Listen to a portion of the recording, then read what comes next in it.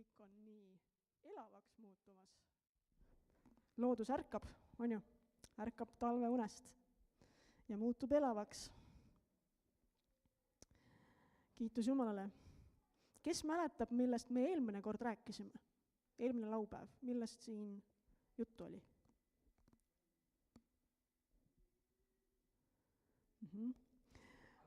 Altarist. Tubli, Kevin.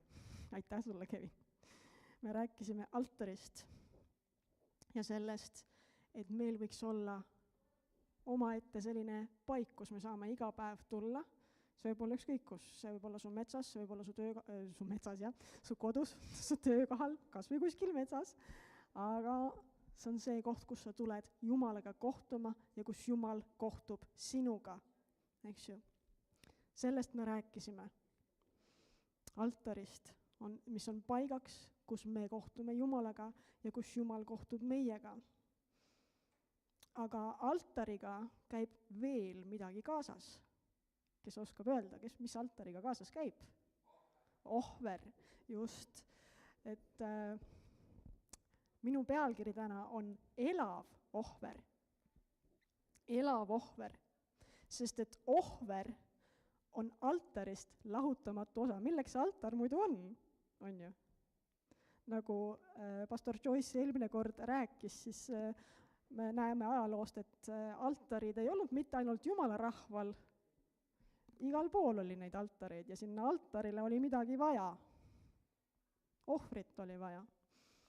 Aga kui me räägime nüüd Jumalast, kõikväelisest Jumalast, siis tema pani ka paika selle, et tuleb tuua ohvreid. Sest et kõige esimene ohver,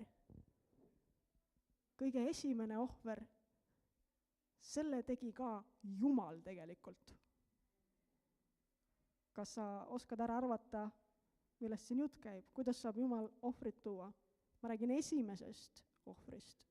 Kõige esimesest üldse. See oli viimane. See oli viimane ohver, sinna me jõuame. Ja esimene ohver toodi tegelikult, kui sa vaatad, esimene Moosese 3.21, siis kui Aadam ja Eeva olid juba pattu langenud ja nad avastasid, et et me ei saagi enam Jumalaga kohtuma minna, sest me oleme paljad. Et me ei saa niimoodi Jumalaga kohtuma minna ja üldse on meil häbi ja üldse me oleme pattu teinud ja mis nüüd saab, eks ju. Et me üldse põgeneme Jumala eest ära. Ja siis nad tegid endale viigipuu lehtedest katted. Ja siis ühel hetkel hüüdis Jumal, et kus te olete, eks ole? Kus sa oled, Aadam? Miks ma sind ei näe täna õhtusel jalutuskäigul, nagu meil tavaks on? Siis selle vestluse kurb lõpp oli see, et Jumal pidi ise tooma ohvri. Tapetud sai üks loom ja esimene Moosese 3.21 ütleb, et Jumal ise tegi neile nahkriided. Kelle käest see nahk tuli? Looma nahk oli see. Ja enne seda, kui riided saada, siis tuli enne see loomakene ohvriks tuua. Nii et nagu me näeme, siis kõige esimene ohver tuli Jumala käest. Jumal tõi selle ohvriks. Ja, ehk siis selleks, et katta inimese häbi, pidi saama valatud esimene veri. Süütu loom pidi surema selleks, et inimese häbi saaks ära katta. Ja siis sellest saigi alguse see, et inimkond pidigi hakkama ohvreid tooma Jumala ees. Ja sealt me loeme edasi, kuidas Aadam ja Eeva lapsed tõid ohvreid. Kain ja Aabel. Et see on siis nagu esimene inimese toodud ohver siis, mis on kirjas. Enne seda, ma ei tea, mis seal enne seda oli, Aadam ja Eeva võisid ka, eks ole, ohvreid tuua. Aga kirjas on meil Kaini ja Aabeli ohver. Vaatame esimene Moosese 4, salmid 3-5, ma loen sulle laiendatud tõlkest. Ja aja möödudes tõi Kain issandale ohvrianni maaviljast ja Aabel tõi oma karja esimesest juurdekasvust ja selle rasvastest osadest. Ja issand vaatas soosingu ja lugupidamisega Aabeli ning tema ohvri peale, aga Kaini ja tema ohvri peale ta ei vaadanud, ei soosingu ega lugupidamisega. Seepärast Kain vihastus ja ärritus üliväga ning ta näoilme muutus kurvaks ja masendunuks. Et siin me näeme 2 venda, eks ole, ja nad toovad ohvri Jumalale mõlemad, justkui nagu järgivad seda, mida on vaja teha. Aga vaatame siis, et Kain tuli ja tõi selle, mis oli tema jaoks mugav tegelikult. Ta tõi ohvri maaviljast. Kui sa loed Moosese raamatuid, siis tegelikult ohver maaviljast kõlbas küll. Et seal on erinevaid ohvreid, nagu roaohver näiteks, mida Jumal tahtis Iisraeli rahva käest saada pärast. Nii et maavilja ohver iseenesest kõlbas. Aga nagu Kain siis, tema tahtis tulla Jumala juurde oma sellistel tingimustel. Et tema justkui ütles, et näe, siin on minu töövili. Siin on minu töövili sulle. Et ma olen nii kõvasti tööd teinud ja vaeva teinud, rohinud, maad kaevanud, mis iganes, ja näed, siit tuli see viljakene, aga see on ka minu viimane, et et võta see siis, see on see, mis üle jäi, et ma toon selle sulle siis. Umbes nii võis olla, päris kirjas meil seda ei ole. Aga me näeme siit, et tegelikult oli probleem Kaini suhtumises pigem, tema hoiakus ja tema hooletuses. Et ta andis Jumalale seda, mis kuskilt kätte sai ja nii ongi. On ju. Aga Aabel, nagu kirjas on, vaatame korraks veel, tõi oma karja esimesest juurdekasvust ja selle rasvastest osadest. Ehk siis selle võib tõlgitseda kui niimoodi, et Kain tõi oma mugavusest ja Aabel tõi oma parima. Ja siis läks lahti, eks ju, see Vana Testamendi lugu, me näeme, kuidas pidi tooma igasuguseid ohvreid, on ju. Et toodi ohvriks loomaohvreid, toodi ohvriks roaohvreid. Loomaohvrid, see oli üks verine värk. Sa pidid tapma selle tallekese või kes sul seal parasjagu oli, eks ole, päris verine värk oli see. Päris suur töö ka. Ja seal olid omad reeglid, et see tall, näiteks kui me võtame talle, siis tal ei tohtinud olla mingisugust ihuviga, ta pidi olema puhas ja nii edasi, eks ju, et sa pidid korralikult vaatama, kelle sa sinna ohvriks tood. Täna, kui meie elame nüüd Uues Testamendis, siis me teame, et Jeesus oli täiuslik Jumala tall, kes tõi iseennast meie eest ohvriks. Ja nüüd meie ei pea enam ehitama altareid, füüsilisi altareid, ei pea enam oma karjast, mida meil tavaliselt ka enam ei ole, mõnel on, tooma mingisugust looma ohvriks, eks ju. Meil on nüüd midagi muud. Sest et Vanas Testamendis pidi altareid ka kogu aeg ehitama, kus iganes oli vaja ohvrit tuua, siis ehitasid aga uue altari ja läksid ja tegid oma asja, eks ju. Ja see ohver kattis ajutiselt inimese patu, ajutiselt kattis kinni korraks ja siis tuli jälle uuesti seda sama asja teha põhimõtteliselt. Sest et see ohver, selle ohvri veri ei suutnud ära pesta inimese patte. Aga siis tuli Jeesus. Tänu Jumalale, et tuli Jeesus ja et me elame Uue Testamendi ajastul. Tuli Jeesus, Jumala tall, kes oli laitmatu ja kes oli viimane ohver. Eks ju? Sest et kui Jeesus hüüdis ristipuul juba olles, et see on lõpetatud, siis tegelikult see tähendas muuhulgas ka seda, et igasugune loomaohvri toomise ajastu on lõppenud. Ei ole vaja enam looma verd valada niimoodi. Ja nüüd tuleb siit välja selline huvitav asi. Jumal tõi esimese ohvri, ehk siis ta pidi looma nahkades tõmblema või tegema inimesele siis need riided, eks ju, selleks tuli loom ohvriks tuua. Ja vahepeal tõi siis inimene ohvreid, kuidas keegi. Ja viimane ohver tuli Kristuselt. Kristus tõi iseennast püha Jumala tallena, puhta Jumala tallena ohvriks meie eest. Eks ole, et Eedenis toodi meie eest esimene ohver ja Golgatal toodi meie eest viimane ohver. Ehk siis Jumal alustas selle asjaga ja Jumal ka põhimõtteliselt lõpetas selle. Jeesus ütles, et see on lõpetatud, kõik. Ja siis sa küsisid, et mis nüüd edasi siis, et meil on siis nagu lust ja lillepidu selles mõttes. Ja, aga, siin on üks väike aga, et siin tegelikult meil on nüüd Uue Testamendi ajastu ja meid kutsutakse üles millekski suuremaks, millekski aulisemaks, millekski vastutusrikkaks.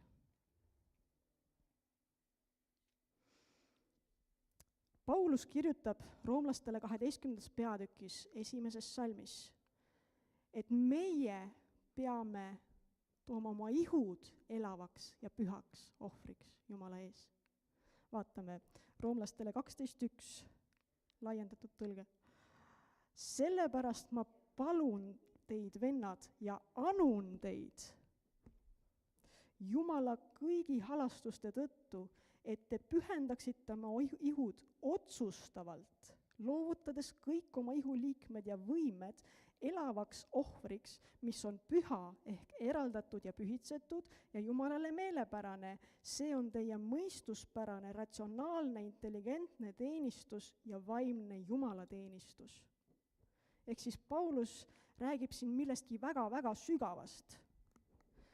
Kui võib-olla me esimest korda lugesime seda sama kirja kohta, siis mõtlesime, et mis asja, tooge oma ihud elavaks, pühaks, Jumalale meelepäraseks ohvriks, et kuidas see käib siis, et mis minust saab siis niimoodi, kui ma ennast ohvriks toon, oma ihu ohvriks toon, kui ma niimoodi asja sõna-sõnalt võtan. Siin on midagi sügavamat peidus, laiendatud tõlge näitab seda ka, et meid on kutsutud tooma oma ihud elavaks pühaks ohvriks, eks ole. Ja mida see elav tähendab? Meil on eesti keeles sõnad elus ja siis on meil sõna elav. Need on kaks erinevat asja. Ma täna hommikul mõtlesin selle peale. Elus on lihtsalt see, et sa oled elus. Sa veel hingad veel. Elav on see, et sa oled aktiivne. Nii et elus on lihtsalt see, et jah, et sul veel veri veel käib. Aga elav on see, et sa liigud, sa tegutsed, sa räägid. Ja see sõna elav, kui me vaatame kreeka keelest, sest Pauluse kirja kohta on meil siin Uues Testamendis, mis oli kirjas kreeka keeles, ja see sõna elav on kreeka keeles zao. Ja see tähendab siis elama, hingama, viibima elavate seas. See on see esimene asi, et sa oled elus, elama, hingama, sa hingad, okei. Aga siis läheb asi põnevaks, nautima tõelist elu. Kui sa oled elav, siis sa naudid seda elu. Sa naudid seda elu. Sa oled aktiivne, õnnistatud ja see elu on lõputu Jumala riigis ja see on sul nüüd juba käes Jumala lapsena. Kas sa tead, et Jumala lapsena on sul igavene elu juba käes? See on sul juba käes, sul on lõputu elu Jumala riigis. Siis on siin järgmine punkt. See zao siis on elav vesi, mis omab endas elustavat väge ja avaldab seda meie hingele. Ehk siis Jeesus rääkis ka elavast veest, mis peab lähtuma meie ihust. Meie ihust voolavad elavad veejõed, sinna me jõuame ka varsti. Siis 4. ta ütleb, et zao on täis elujõud. Me oleme täies elujõus. Me oleme värsked, tugevad, tõhusad, aktiivsed, võimsad ja mõjusad. Sellest räägib Paulus siin, et kui me toome oma ihud elavaks, pühaks, Jumalale meelepäraseks ohvriks, siis ta räägib sellest, et see ohver on mõjus, tõhus, aktiivne. Et see mitte lihtsalt ei ole elus, vaid see on elav.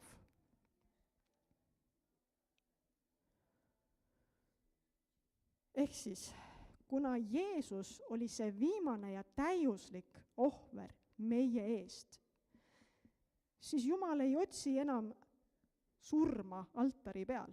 Ta ei otsi enam mingisuguseid loomi ega loomaverd. Ta otsib elu sealt altari pealt hoopis. Et kui meie oleme kutsutud tooma oma ihud ohvriks, siis Paulus täiendab seda väga hästi elavaks, pühaks, Jumalale meelepäraseks ohvriks. Et me ei pea enam oma pattude eest maksma. Jeesus on seda juba teinud. Ja meie elav ohver, mis eesmärk sellel on siis?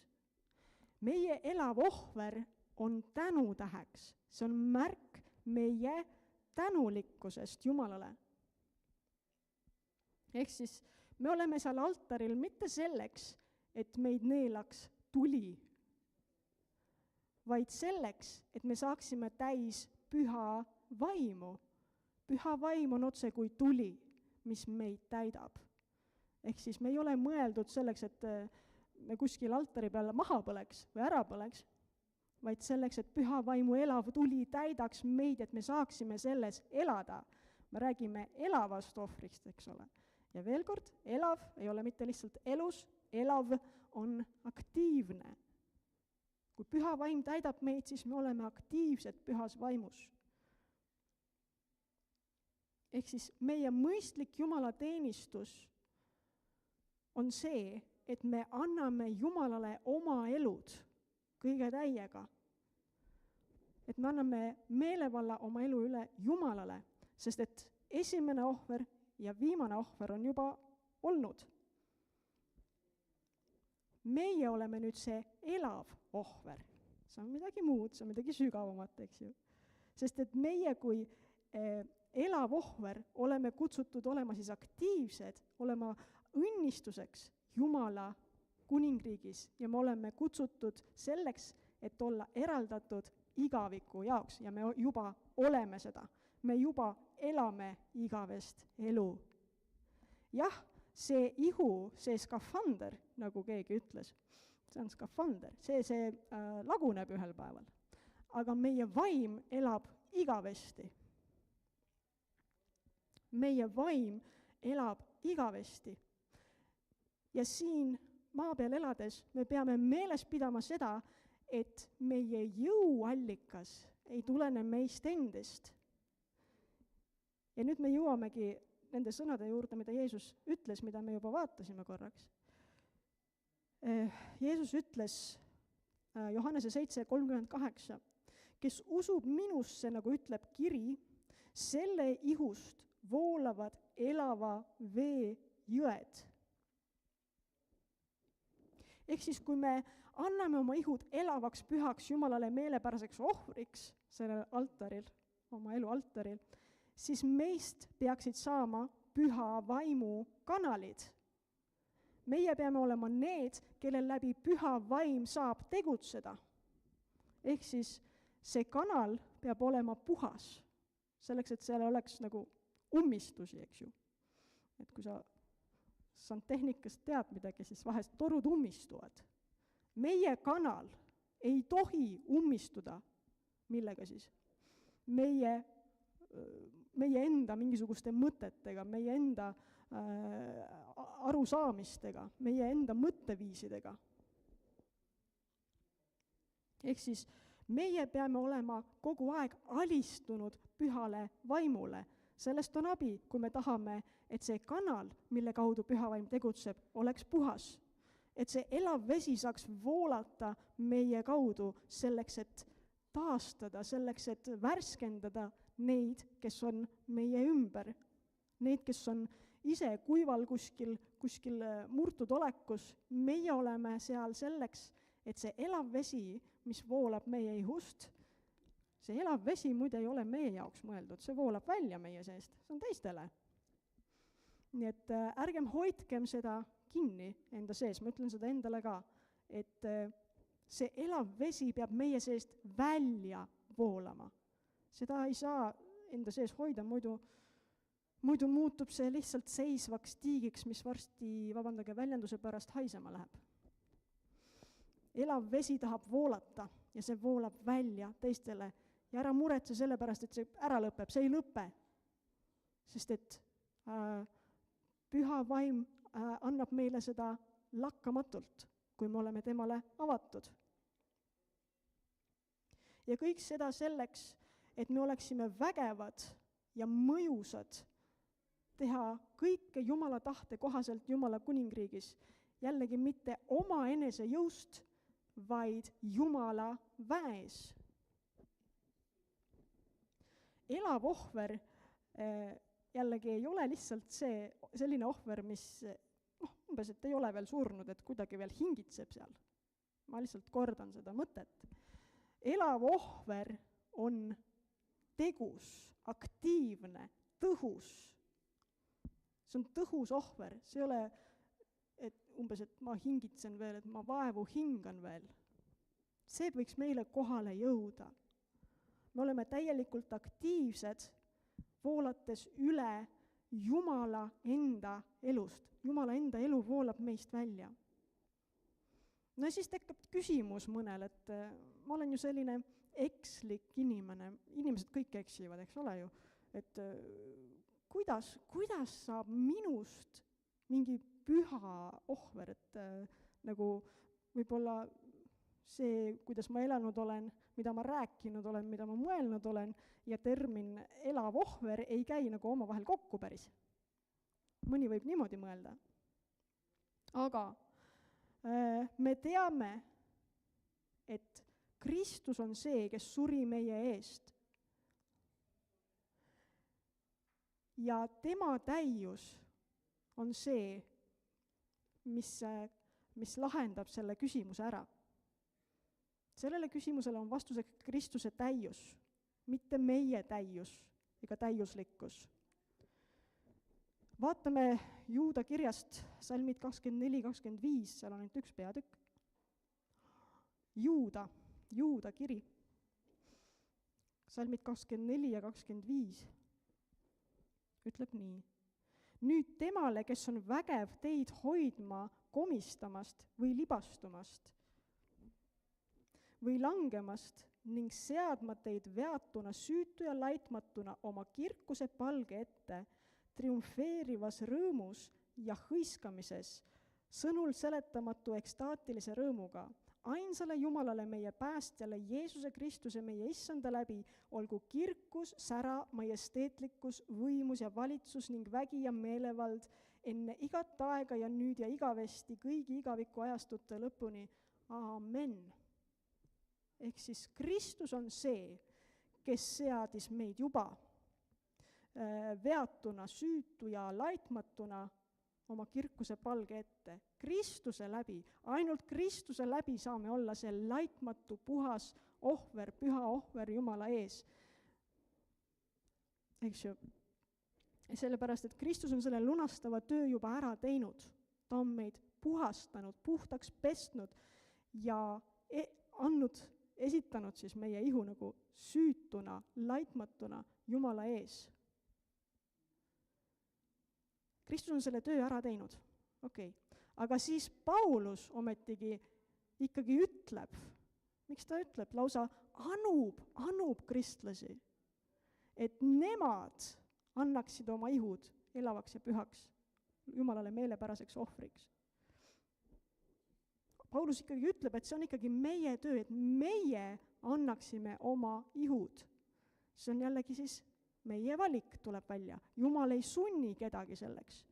See on meie valik, see on meie töö. Ja siis Roomlastele 12.2, kui sa vaatad sealt edasi, mida Paulus kirjeldab või kirjutab, siin ta annab meile ühe võtme, kuidas kuidas sa annad oma ihud elavaks ja pühaks Jumalale meelepäraseks ohvriks? Roomlastele 12.2 laiendatud tõlge. Ärge kohanduge selle maailmaga või selle ajastuga, võttes kuju selle väliste pinnapealsete kommete järgi, vaid muutuge oma meele täieliku uuenemise läbi selle uute ideaalide ja uue ellusuhtumise kaudu, et te võiksite iseendas veenduda, mis on Jumala hea ja meelepärane ja täiuslik tahtmine. Just see, mis on hea ja meelepärane ning täiuslik tema silmis teie jaoks. Siin annab Paulus väga väelise mõtte, väga väelise võtme ka. Ta ütleb siin, muutuge. Kellele ta seda räägib jällegi? Et Jeesus peab selle meie eest ära tegema või? Ta ütleb seda meile siin, muutuge, teie muutuge oma meele täieliku uuenemise läbi selle uute ideaalide ja uue ellusuhtumise kaudu.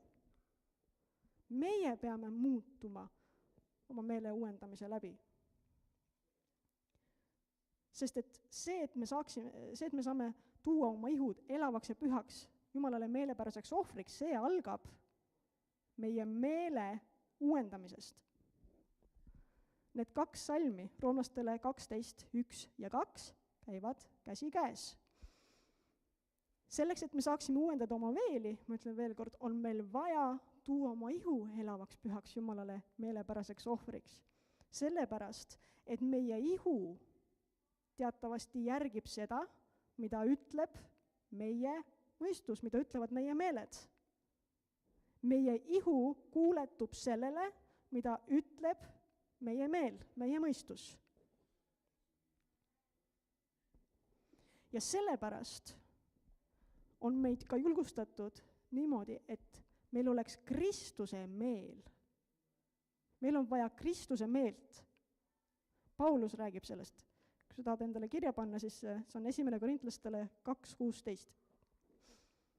Ta palvetab, et meil oleks Kristuse meel, mis on laitmatu. Ja kui meil on Kristuse meel, siis tuleb ihu ka sellele järele. Sellepärast, ja nüüd see elav ohver siis on uuendatud meele füüsiline ilming. Elav ohver, ehk siis see, kui sa oled toonud oma elu, oma ihu elavaks ja pühaks ohvriks, see tähendab seda, et sinu uuendatud meel tuleb ilmsiks, tuleb avalikuks. Seda on näha, et sinus on uuendatud meel, sinus on Kristuse meel. Sest et me hakkame mõtlema teistmoodi ja kui me mõtleme teistmoodi, siis me ka tegutseme teistmoodi. See on loogiline ahel. Kui me mõtleme teistmoodi, siis me tegutseme teistmoodi. Kui meil on Kristuse meel, siis me ka tegutseme nii, nagu Kristus tegutseb. Amen. Kui me räägime ohvrist, siis me tavaliselt mõtleme, ohver on ju miski, mille ma pean ära andma või mis mul nagu ära kaob siis või ma kaotan selle, kui ma selle ohvriks toon. On ju niimoodi? Jah, et Vanas Testamendis, kui valiti oma karjast parim kariloom, nagu Jumal seda nõudis, siis jah, see oli mingis mõttes kaotus, eks ole. Et see oli ohver.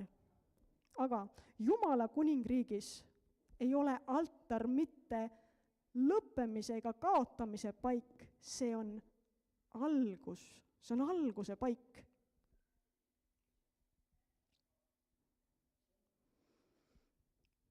Seal altari peal asjad ei lõppe, asi alles algab seal altari peal. Kui nüüd Paulus räägib sellest, et me peame oma ihud tooma elavaks pühaks Jumalale meelepäraseks ohvriks, siis ta ütleb sellega, et kogu meie elu, kõik, millega me tegeleme, kõik, mida me räägime, kõik, mida me mõtleme, meie ükskõik mis elu detailid, olgu see, kas sa hommikul ärkad, lähed sööma, pesed hambaid, lähed tööle, lähed kooli, mida iganes sa teed. See kõik peaks olema nagu elav ohver Jumala ees. Iga meie mõte, sõna, tegu, suhtumine, kogu meie eluviis olgu nagu elav ohver, jällegi elav ohver, et see mitte lihtsalt ei hingitse seal kuskil, vaid see on elav, see on aktiivne, see on päris. Veel üks asi on see, et see elav ohver on päris. Seda ei saa kuidagi järele teha, seda ei saa teeselda. Elav ohver on päris.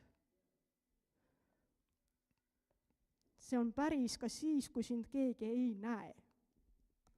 Siis ka, kui sinu uks on kodus lukus ja sa oled seal üksi ja keegi ei näe sind, Jumal näeb sind. Ja ta tahab näha seda päris ohvrit, elavat, aktiivset, õige suhtumisega ohvrit. Ja me ei tee seda selleks, et saada soosingut Jumala käest. Me ei tee seda selleks, me oleme juba Jumala lapsed. Ja Kristus on meid juba teinud laitmatuks, nagu Juuda kiri ütles. Meie teeme seda, ehk siis toome oma ihud ohvriks, eks ole, mis jaoks? Paulus kirjutab seal samas, see olgu teie mõistlik Jumala teenistus. Mõistlik Jumala teenistus, meil ei jää midagi muud üle. Kõik on tegelikult meie eest juba ära tehtud. Esimene ohver on tehtud, viimane ohver on antud, puhas Jumala tall, laitmatu Jumala tall on meie eest surnud, meie patud kandnud, meie haigused kandnud, meie vaesuse kandnud. Kõik on meie eest ära tehtud. Meie osa on jäänud elav ohver ainult. Ja see peab olema tehtud tänulikkusega. Tänulikkus on siin väga oluline element.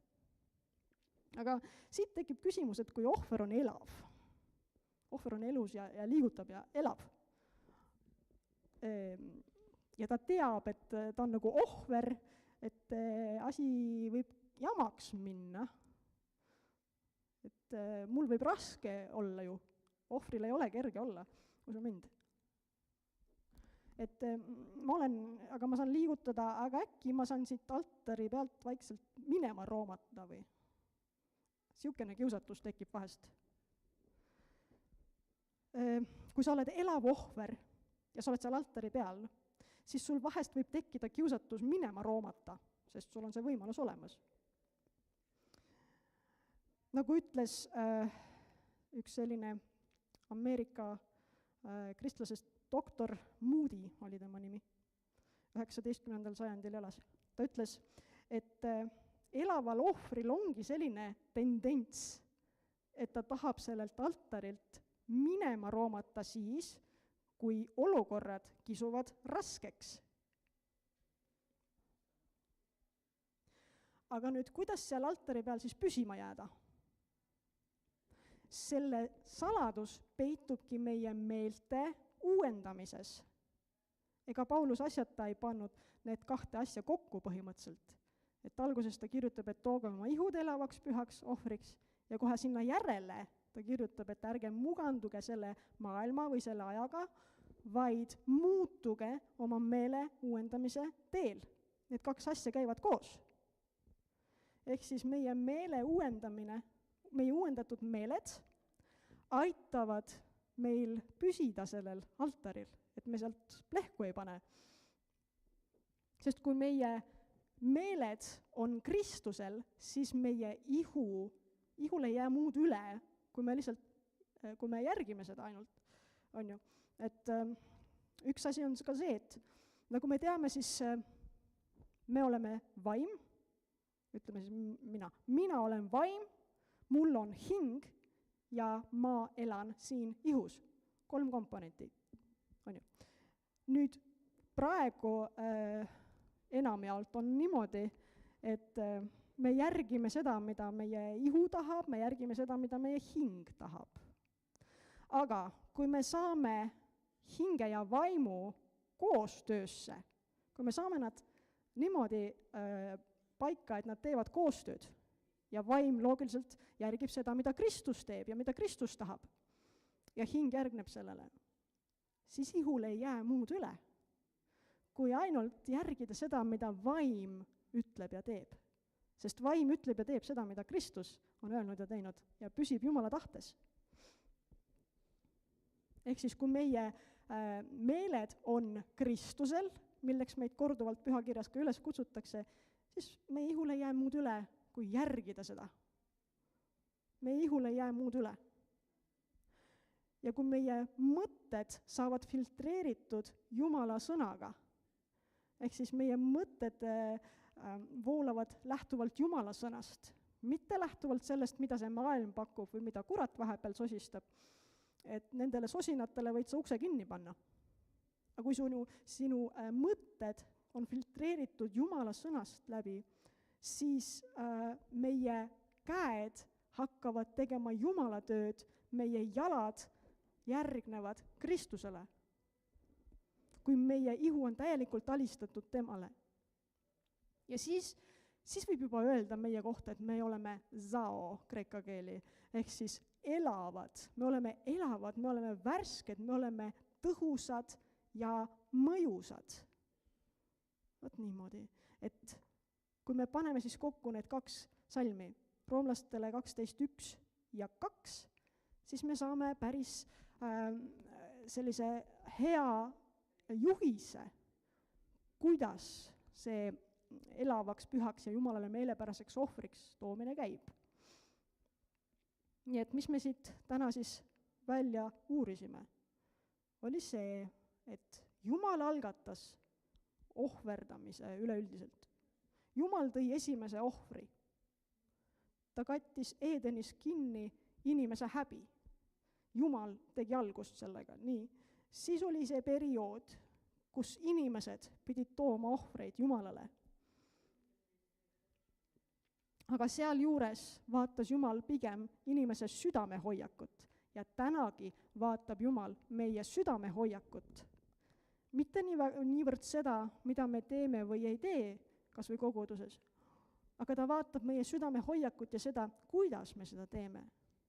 Nii. Inimesed tõid ohvreid mingi aeg, nii. Ja siis tuli Jeesus ja temast sai viimane ohver risti peal. Ja selle ohvri läbi oleme meie päästetud esiteks, lunastatud, terveks tehtud ja me oleme ka laitmatud Jumala silmis, Jumala palge ees. Ja selle läbi on meid kutsutud siis andma oma ihud elavaks ja pühaks Jumalale meelepäraseks ohvriks. Ja samuti kutsutakse meid üles uuendama oma meeli. Ja nagu me juba välja uurisime, siis need 2, meelte uuendamine ja oma ihu ohvriks toomine, elavaks ohvriks, need 2 käivad käsi käes. Nii et täna on üleskutse selline, et meie peaksimegi olema need elavad pühad, Jumalale meelepärased ohvrid, meie ihu peaks järgima seda. Ja meie meeled peaksid olema Kristuse mõtetega täidetud. Selleks, et me saaksime kasutada oma ihu liikmeid õigsuseks. Piibel kirjutab õigsuse relvist lausa.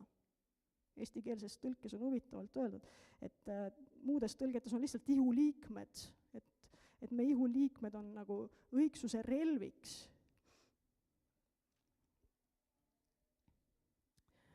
Ja kui me seda teeme, kui me oleme uuendanud oma meeled ja oma ihud toonud elavaks pühaks ohvriks Jumalale, siis saavad meie ihust hakata voolama elava vee jõed ja kastma neid, kes on kuskil kuivalomadega. Eks ole, nagu me selgeks tegime, siis see elav vesi, mis meie seest voolab, ei ole meie jaoks. Sest meie saame seda elavat vett juba püha vaimu käest, Jumala käest. Ja see, mis meist välja voolab, sellega kastetakse teisi. Nii et olgem siis Jumala ees need elavad, pühad ja Jumalale meelepärased ohvrid. Olgem elavad Jumala ees, olgem see zao, kust kiirgab seda elu, kust tuleb see elu esile, kus on näha, et sa ei ole hingitsemas kuskil, vaid sa oled elav ja püha ja Jumalale meelepärane. Vaat selline lugu selle ohvriga siis, et me ei ole suremas, me oleme elavad. Amen. Nii et kiitus Jumalale. Isa, me täname sind selle aja eest siin. Tänu sulle, taevane Isa, et sinu käest tuleb meile elu, sinu käest tuleb meile kõik, mis on vajalik eluks ja Jumala kartuseks. Tänu sulle, Issand, et me saame tuua oma ihud elavaks, pühaks ja sinule meelepäraseks ohvriks. Et me saaksime teha kõike seda, mis on sulle meelepärane. Tänu sulle, taevane Isa, õnnista igat ühte meist siin ja aita meil elada sinu sõna järgi, selle järgi, milleks sina meid oled kutsunud. Tänu sulle, Issand, Jeesuse nimel.